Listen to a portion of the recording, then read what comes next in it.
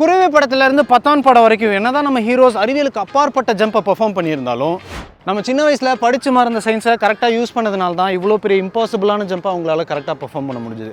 இவ்வளோ ஏன் long jump athletes கூட இந்த ட்ரிக்கை யூஸ் பண்ணி தான் லாங் ஜம்பில் ரொம்ப தூரம் ட்ராவல் பண்ணுவாங்க. ஹீரோஸும் சரி ஆத்லீட்ஸும் சரி எப்படி காற்றுல கதகளி ஆடிட்டே கண்ணை விட்டு கண்ணை தவறாங்க. அதை பற்றி தான் இன்றைக்கி நம்ம கண்டென்ட்டு.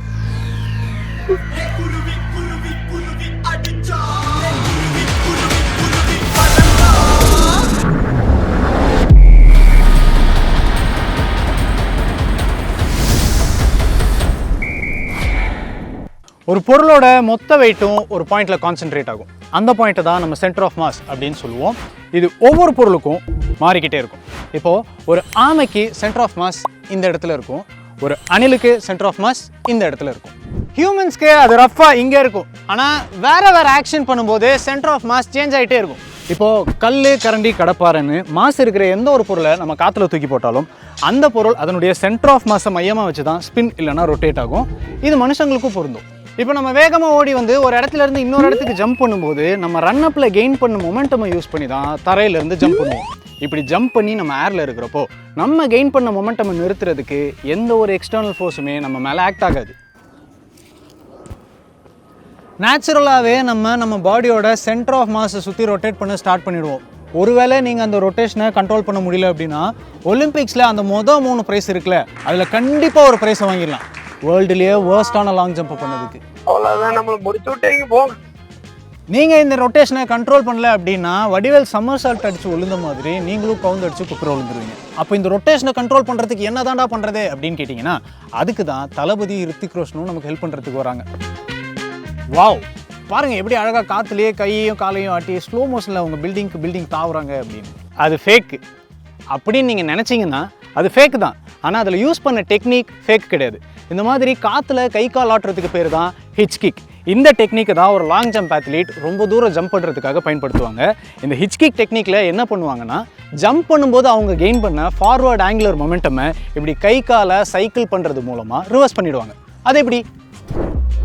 இந்த மாதிரி 2 வெயிட் எடுத்து ஒரு ரோலிங் சேரில் உட்காந்து ஒரு எக்ஸ்டர்னல் ஃபோர்ஸ் கொடுத்து சுற்றுறப்போ என் கையை வெளியில் ஸ்ப்ரெட் பண்ணால் நான் ஸ்பின் ஆகிற வேகம் கம்மியாகும்.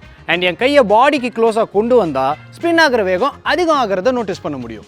இப்படி ஒரு பொருளோட மாஸ் டிஸ்ட்ரிபியூஷனை சேஞ்ச் பண்ணுறது மூலமாக அந்த பொருள் ஸ்பின் ஆகிற வேகத்தை நம்மளால் கண்ட்ரோல் பண்ண முடியும்.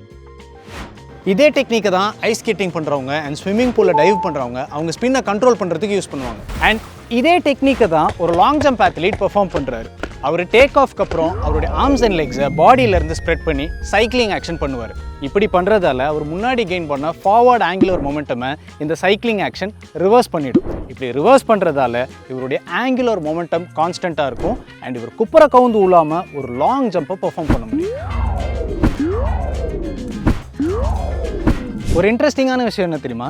அணில் கிட்ட இருக்கிற ஒரு விஷயம் நம்ம கிட்ட இல்லாததுனால தான் நம்ம ஜம்ப் பண்ணும்போது இந்த கை கால் எல்லாத்தையும் ஆட்ட வேண்டியதாக இருக்குது. அது என்னன்னு கெஸ் பண்ணுங்கள். எஸ், வாலு தான். இந்த அணில் மரத்துக்கு மரம் தாவும்போது அதோட டெயில் நல்லா புசுன்னு இருக்கிறதுனால ஜம்ப் பண்ணும்போது கிரியேட் ஆகிற ஃபார்வர்ட் மொமெண்டத்தை அதோடைய டெயில் கவுண்டர் பேலன்ஸ் பண்ணிவிடும். பேசாமல் ஒரு அணிலாக பிறந்திருக்கலாம்.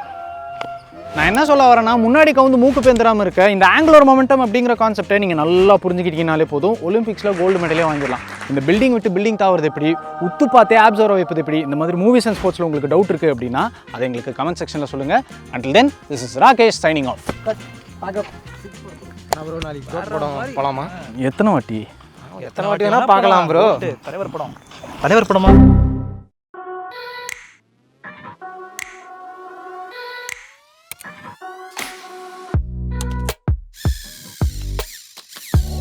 இது ஒரு கெஸ்டர் கண்ட்ரோல் ரோபோட். என்னோட ஹேண்ட் கெஸ்டர்ஸ் எல்லாத்தையுமே என் கையில் இருக்க சென்சார் ரீட் பண்ணிட்டு அந்த சிக்னல்ஸ் எல்லாத்தையுமே இந்த கார் ரிசீவ் பண்ணிடும். இந்த சிக்னலை வச்சுக்கிட்டு தான் அந்த car front, back, left, right அப்படின்லாம் மூவ் ஆகுது. அதனால தான் இதை நம்ம கெஸ்டர் கண்ட்ரோல் ரோபோட் அப்படின்னு சொல்கிறோம். இந்த மாதிரி 200+ STEM ப்ராஜெக்டை சிட்டி மேக்கர் ஸ்கூல் அப்படின்ற ப்ரோக்ராம் வழியாக நாங்கள் சொல்லி கொடுத்துட்டு இருக்கோம். இது ஒரு year long online learning program. Weekly வெறும் 3 hours ஸ்பெண்ட் பண்ணி AI, electronics, aero modeling, robotics இந்த மாதிரி ஸ்கில்ஸை உங்கள் பசங்க டெவலப் பண்ணிக்கலாம். இந்த ப்ரோக்ராம் உங்கள் பசங்களுக்கு சூட் ஆகுமா அப்படின்ற டவுட் உங்களுக்கு இருந்தால் எங்களோட டெமோ கிளாஸை நீங்கள் அட்டன் பண்ணலாம்.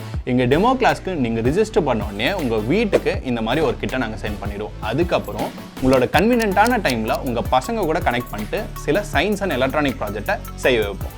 ஸோ இன்னும் ஏன் வெயிட் பண்ணிட்டு இருக்கீங்க? உங்கள் பசங்க கிளாஸ் 1 to 8 படிச்சுட்டு இருக்காங்க அப்படின்னா உடனே டெமோக்கு ரெஜிஸ்டர் பண்ணிக்கோங்க. நன்றி.